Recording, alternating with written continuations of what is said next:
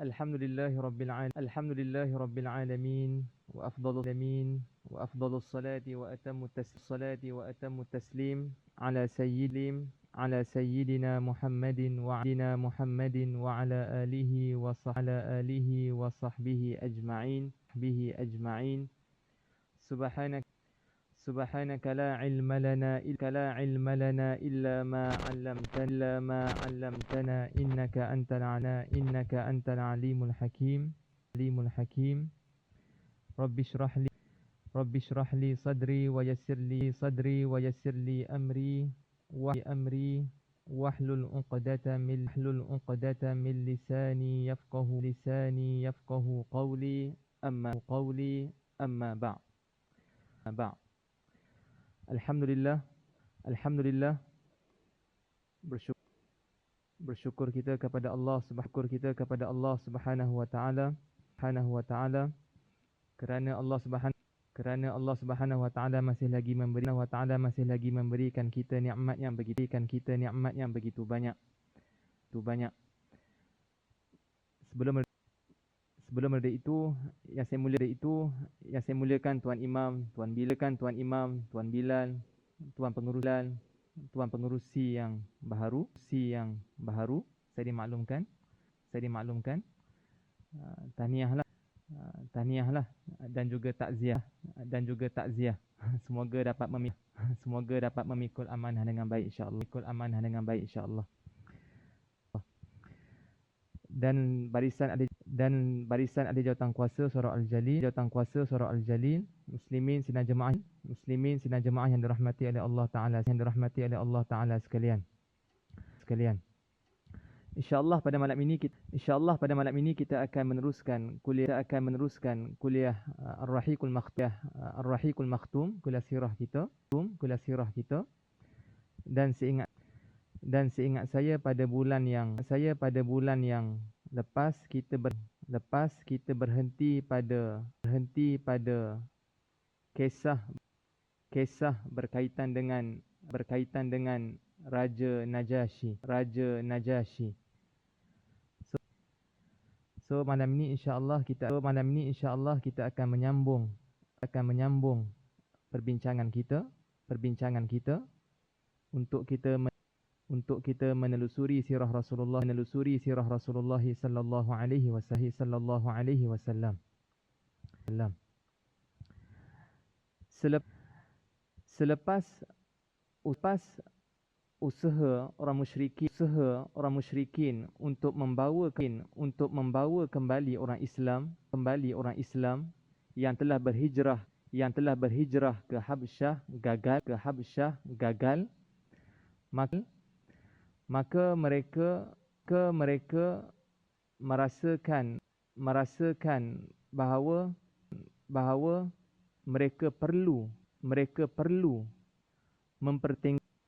mempertingkatkan lagi kekerasan terhadap umat Islam yang masih berbaki di Makkah. Lalu mereka cuba sedaya upaya mereka untuk menyeksa dengan lebih teruk atau lebih dahsyat berbanding sebelumnya. Manakala Rasulullah sallallahu alaihi wasallam tidak terkecuali daripada diseksa serta diaibkan oleh golongan musyrikin ini. Walau bagaimanapun Rasulullah sallallahu alaihi wasallam tetap teguh dengan pendirian baginda sallallahu alaihi wasallam kerana baginda diperintahkan oleh Allah Subhanahu wa taala dalam Al-Qur'anul Karim. Allah menyatakan fasda' bima tu'mar wa a'rid 'anil musyrikin. Wahai Muhammad, Wahai Muhammad, hendaklah kamu teguh dengan apa yang diperintahkan oleh Allah. Kerana Allah Subhanahu wa taala memerintahkan Rasulullah sallallahu alaihi wasallam agar melakukan dakwah secara sembunyi-sembunyi dan juga terang-terangan. Disebabkan itu Rasulullah sallallahu alaihi wasallam tidak gentar, tidak takut dengan ancaman golongan musyrikin ini. Lalu Allah menyambung ayatnya wa'rid 'anil musyrikin. Abaikanlah apa sahaja kelakuan orang musyrikin terhadap kamu. Maka disebabkan perintah Allah Subhanahu wa taala itu Nabi sallallahu alaihi wasallam meneruskan dakwah baginda sallallahu alaihi wasallam secara sembunyi-sembunyi dan terang-terangan, walaupun baginda terpaksa menanggung kesakitan yang mana insya-Allah kita akan sentuh beberapa peristiwa yang menunjukkan Rasulullah sallallahu alaihi wasallam juga tidak terkecuali daripada diseksa oleh golongan musyrikin ini. Antara peristiwa yang menunjukkan tentang bagaimanakah Rasulullah sallallahu alaihi wasallam diperlakukan oleh golongan musyrikin sebagaimana yang terdapat di dalam kitab sunnah ataupun kitab hadis dan juga kitab sirah Rasulullah sallallahu alaihi wasallam antaranya yang diceritakan satu hari Utaibah bin Abi Lahab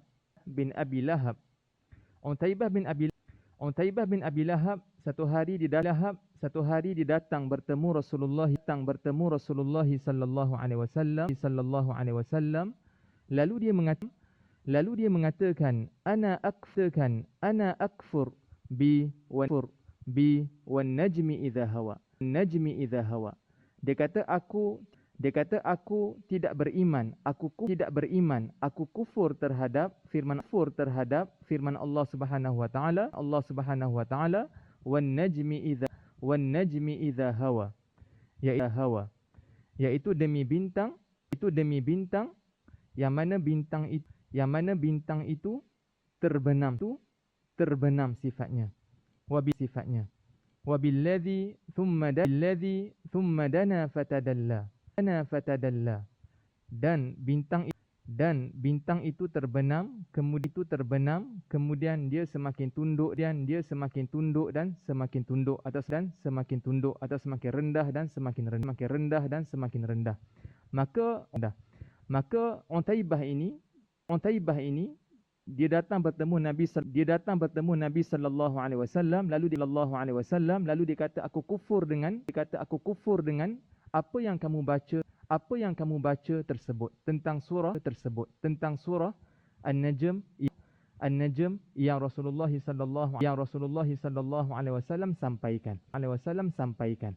Bukan sekadar itu, bahkan Utaibah bin Abi Lahab ini dia telah menyakiti Rasulullah sallallahu alaihi wasallam dengan menarik pakaian Nabi sallallahu alaihi wasallam, lalu dia meludah Rasulullah sallallahu alaihi wasallam. Dia ludah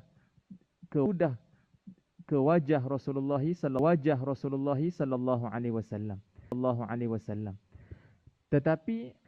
Tetapi Allah Subhanahu wa taala menyelamatkan air ludahan itu tidak terkena pada wajah Rasulullah sallallahu alaihi wasallam. Kemudian Rasulullah sallallahu alaihi wasallam berdoa kepada Allah, Allahumma sallit alaihi kalban min kilabik. Dan doa ini juga terkandung dalam kunut nazilah kita. Iaitu Nabi mengatakan, Nabi doa kepada Allah disebabkan perbuatan Utaibah itu. Nabi mengatakan, ya Allah, kau lahapkanlah Utaibah ini dengan binatang yang buas daripada binatang-binatangmu wahai Allah. Kemudian doa Nabi ini merupakan doa yang mustajab. Satu hari bila mana Utaibah bin Abi Jahal bin Abi Lahab dia keluar bersama dengan beberapa orang Quraisy pergi ke Syam. Dan dikatakan dia berhenti di satu tempat yang bernama Zarqa. Zarqa ini sekarang berada di Jordan. Lalu ketika mereka sedang berehat, termasuklah Utaibah ini, tiba-tiba muncul seekor singa. Kemudian kata Utaibah, ya wail akhi. Dia kata celakalah aku pada hari ini wahai saudaraku. Demi Allah, sesungguhnya singa itu akan membaham aku sebagaimana yang didoakan oleh Muhammad sallallahu alaihi wasallam ke atas aku.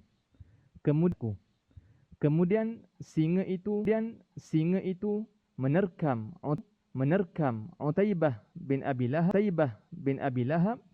Lalu Utaibah bin Abi Lahab mati disebabkan terkaman singa tersebut. Disebabkan dengan doa Rasulullah sallallahu alaihi wasallam. Maka itu merupakan satu peristiwa di mana Rasulullah sallallahu alaihi wasallam tidak terkecuali dikasari sehingga diludah ke wajah Rasulullah sallallahu alaihi wasallam yang mulia. Antara kisah yang lain juga daripada yang dilakukan oleh Uqbah bin Abi Mu'aid. Satu hari Uqbah bin Abi Mu'aid melihat Rasulullah sallallahu alaihi wasallam sedang sujud, lalu dia memijak kepala Rasulullah sallallahu alaihi wasallam sehingga seakan-akan mata Rasulullah itu ingin terkeluar, nak tercabut mata Rasulullah sallallahu alaihi wasallam disebabkan kuatnya pijakan Uqbah bin Abi Mu'ayth tersebut. Uqbah bin Abi Mu'ayth tersebut.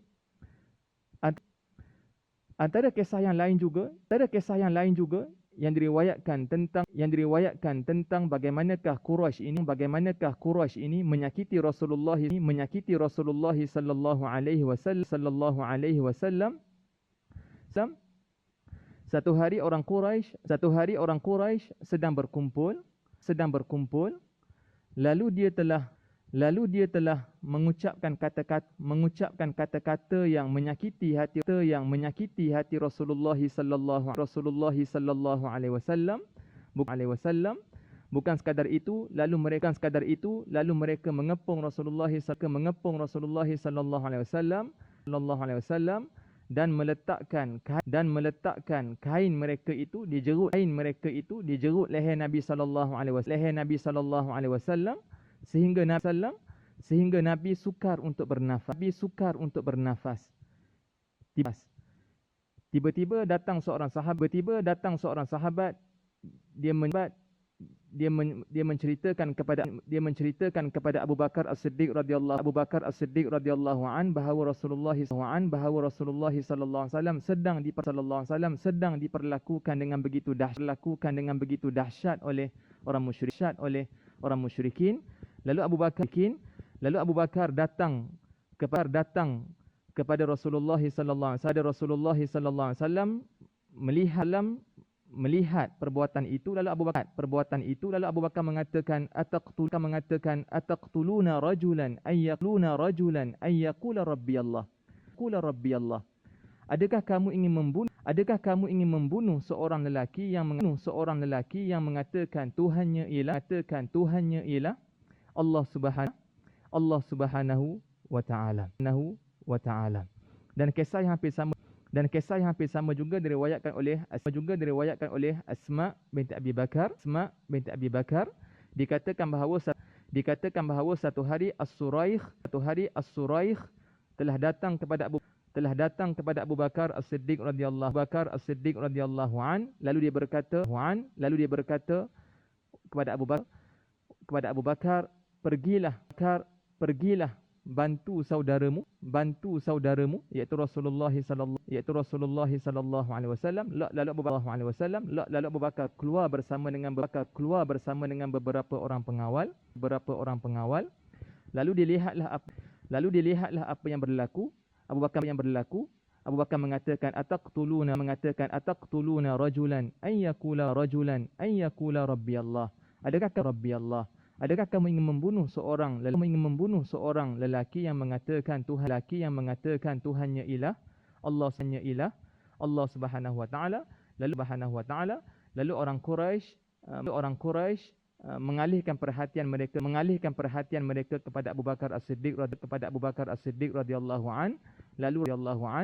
Lalu Rasulullah sallallahu alaihi wasallam terselamat daripada perbuatan yang keji daripada orang musyrikin tersebut. Maka itu merupakan beberapa peristiwa yang diriwayatkan kepada kita bahawa Rasulullah sallallahu alaihi wasallam merupakan insan yang kita sayang, yang kita sanjung, tetapi diperlakukan dengan begitu rupa oleh mereka yang menyekutukan Allah Subhanahu wa taala. Apakah dosa Rasulullah sallallahu alaihi wasallam sehingga diperlakukan sedemikian? Dosa Rasulullah sallallahu alaihi wasallam dan juga para sahabat adalah kerana mereka mengatakan la ilaha illallah. Mereka hanya mengucapkan kalimah tauhid.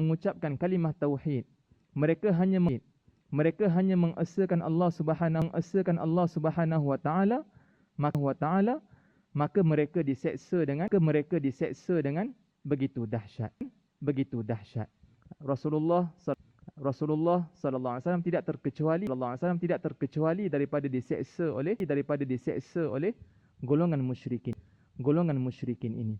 Maka apa yang boleh kita ambil pengajaran daripada apa yang berlaku ini, nikmat hidayah, nikmat petunjuk, nikmat iman dan Islam yang kita kecapi pada hari ini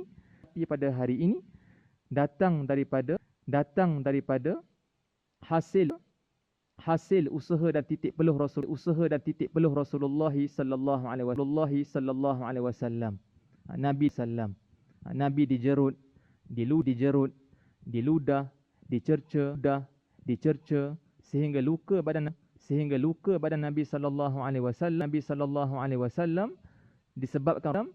disebabkan Rasulullah SAW ingin menyampaikan risalah Islam, risalah iman kepada kita. Maka sewajarnya kita menghargai jasa dan sumbangan Rasulullah sallallahu alaihi wasallam itu. Disebabkan itulah kita dituntut untuk memperbanyakkan selawat kepada baginda sallallahu alaihi wasallam. Kemudian bila mana umat Islam ditekan, diseksa, termasuklah Rasulullah sallallahu alaihi wasallam. Tiba-tiba Allah Subhanahu wa taala mendatangkan sedikit cahaya buat umat Islam dengan berita keislaman Hamzah. Lalu di sini disebutkan bahawa Hamzah bin Abi Talib ini Islam di akhir tahun yang ke-6 kenabian. Dikatakan bahawa Hamzah ini memeluk Islam pada bulan Zulhijjah. Di sini juga disebutkan tentang sebab ataupun faktor kenapakah Hamzah memeluk agama Islam. Satu hari Rasulullah sallallahu alaihi wasallam berada di Bukit Safa. Tiba-tiba datang Abu Jahal. Lalu berlakulah Abu Jahal ini dia menengking Nabi, dia ungkapkan kata-kata yang kesat, tetapi Rasulullah sallallahu alaihi wasallam tidak membalas apa yang dikatakan oleh Abu Jahal tersebut. Bukan sekadar itu Abu Jahal telah memukul Rasulullah sallallahu alaihi wasallam dengan batu sehingga mengalir darah Rasulullah sallallahu alaihi wasallam. Lalu Abu Jahal pun beredar. Dia bukan sekadar mengungkapkan kata-kata yang menyakitkan hati Rasulullah sallallahu alaihi wasallam. Bahkan Abu Jahal ini turut menyakiti jasad Nabi sallallahu alaihi wasallam. Bila mana dia telah melukai Rasulullah sallallahu alaihi wasallam, dia pun beredar. Dia pergi ke tempat perhimpunan orang Quraisy, lalu diceritalah apa yang berlaku. Dia bangga dengan apa yang berlaku. Kemudian perbuatan Abu Jahal ini telah dilihat oleh bekas hamba perempuan hamba wanita kepada Abdullah bin Jada'an. Hamba wanita ini dia tinggal di Safa, lalu dinampak perbuatan Abu Jahal yang menyakiti Rasulullah sallallahu alaihi wasallam sehingga luka ataupun berdarah jasad Nabi sallallahu alaihi wasallam. Lalu dinampak Hamzah bin Abi Talib baru pulang daripada berburu. Lalu diceritakan kepada Hamzah tentang apa yang berlaku. Dia katalah Abu Jahal datang kepada anak saudaramu ini, dia kata macam-macam, lalu dia pukul dengan batu sehingga luka jasad Nabi sallallahu alaihi wasallam. Lalu Hamzah dengan begitu marah kerana pada waktu itu Hamzah belum lagi Islam. Tetapi disebabkan Rasulullah ini merupakan ahli keluarga dia. Sebab orang Arab ini dulu dia ada tinggi semangat perkauman dia. Dia sangat sayang kepada ahli keluarga dia, kepada kerabat dia. Dia tak boleh tengok mana-mana daripada ahli kerabat dia ini disakiti, maka dia akan lawan. Dan Hamzah ini juga merupakan seorang yang digeruni oleh orang Quraisy, sama seperti Umar ibn Khattab radhiyallahu an.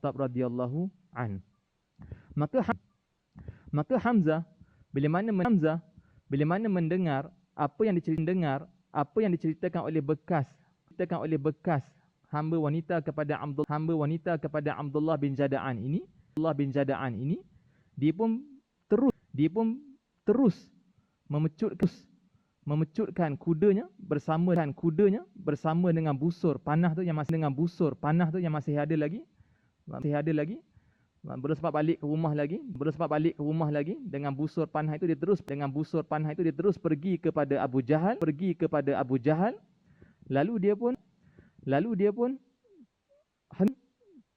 hentam Abu Jahal, dipukul Abu Jahal dengan busur tersebut.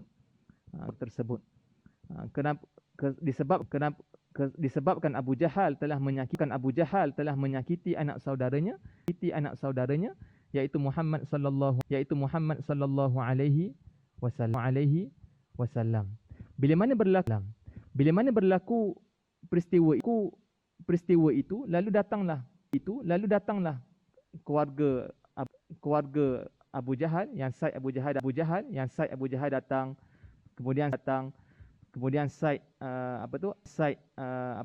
Hamzah pun datang disebabkan ada kekecohan yang berlaku. Lalu kata Abu Jahal biarkan Abu Amarah ini, maksud biarkan Hamzah memukul aku disebabkan aku telah mengutuk anak saudaranya yaitu Muhammad sallallahu alaihi wasallam. Maka disebabkan Hamzah dalam keadaan marah itu, Hamzah mengucapkan kalimah syahadah. Sedangkan pada waktu itu Hamzah menuturkan atau melafazkan kalimah syahadah dalam keadaan dia marah dan dia ingin memelihara Rasulullah sallallahu alaihi wasallam, bukan atas faktor yang lain. Disebabkan Disebabkan dia terlalu sayang kepada Muhammad, dan dia ingin menjaga dan memelihara Muhammad. Dia tak boleh tengok Muhammad disakiti dan sebagainya. Maka Hamzah telah melafazkan kalimah syahadah. Kemudian hari demi hari maka Allah Subhanahu wa taala melapangkan dada Hamzah, memberikan kefahaman terhadap Islam dan sebagainya. Semaksudnya pada awalnya Hamzah memeluk Islam bukan atas faktor dia nak beriman sangat, ataupun bukan atas faktor dia nak mempelajari atau mendalami agama, tetapi disebabkan dia tak boleh tengok Muhammad ini disakiti ataupun dicederakan oleh orang musyrikin. Disebabkan dia nak jaga dan protect Muhammad sallallahu alaihi wasallam, tetapi lama kelamaan Allah memberikan kelapangan jiwa kepada Hamzah untuk memahami atau mendalami agama itu sendiri. Kemudian Allah Subhanahu wa taala mendatangkan satu lagi berita gembira atau cahaya buat umat Islam selepas keislaman Hamzah, kerana bila mana Hamzah masuk kepada memeluk agama Islam, orang musyrikin telah mula takut sedikit, gentar. Tiba-tiba Allah Taala datangkan lagi satu berita gembira buat umat Islam dengan keislaman Umar ibn Khattab radhiyallahu an. Dan keislaman Umar bin Khattab radhiyallahu an berlaku juga pada tahun yang ke-6, tahun yang sama dengan keislaman Hamzah pada bulan Zulhijjah. Selepas 3 hari Hamzah masuk ke dalam Islam. Baru 3 hari, tiba-tiba Allah datangkan pula Umar ibn Khattab kepada umat Islam. Maka lagilah takut orang musyrikin, kerana Umar ini terkenal dengan perwatakannya yang garang, yang tegas, dan Umar tidak takut kepada sesiapa pun. Rasulullah sallallahu alaihi wasallam pernah berdoa kepada Allah tentang keislaman Umar ini. Nabi mengatakan dalam doanya, Allahumma a'izzal Islam bi ahabbi rajulaini ilaik. Ya Allah, kau muliakanlah Islam dengan ataupun sama ada dengan dua orang lelaki yang kamu cintai. Antara dua ini, yaitu Umar ibn Khattab dan juga Abi Jahal bin Hisham. Kerana Abu Jahal namanya Amr bin Hisham. Sebab itu ada riwayat lain mengatakan bi ahabbil umarain, di antara dua Umar. Yang pertama Umar ibn Khattab, yang satu lagi ialah Amr bin Amr bin Hisham, iaitu Abu Jahal. Hisham, iaitu Abu Jahal. Kenapa Abu Jahal? Kenapa Abu Jahal? Kerana Abu Jahal ini merupakan seorang yang hidupnya berprinsip. Dia macam Umar. Dia macam Umar, dia tegas, dia tidak gentar, tak takut. Maka Islam boleh tertegak dengan dua orang ini. Umar seorang yang digeruni, yang berprinsip, yang tak gentar, sama juga dengan Abu Jahal. Masing-masing ada perwatakan yang istimewa. Disebabkan itu Nabi mendoakan agar Allah memilih di antara dua orang ini, agar Allah muliakan Islam dengannya. Lalu Allah Subhanahu wa taala mustajabkan doa Nabi ini. Allah memilih di kalangan dua atau di antara dua itu, di antara Umar dengan Abu Jahal. Allah telah memilih Umar ibn Khattab radhiyallahu anhu. Kemudian antara kisah ataupun sebab cerita tentang keislaman Umar ini sedikit panjang. Cuma saya akan cerita secara ringkas sahaja.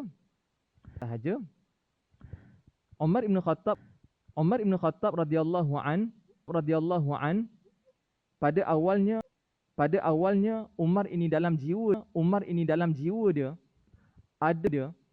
ada pertentangan. Maksudnya Umar satu side dalam jiwa dia itu, dalam diri dia, dia terlalu sayang kepada taqalid ataupun tradisi nenek moyang dia. Dia sayang kepada agama datuk nenek moyang dia. Agama yang jahiliah lah, yang menyembah berhala dan sebagainya. Satu lagi dia lihat umat Islam ini hebat. Walaupun diseksa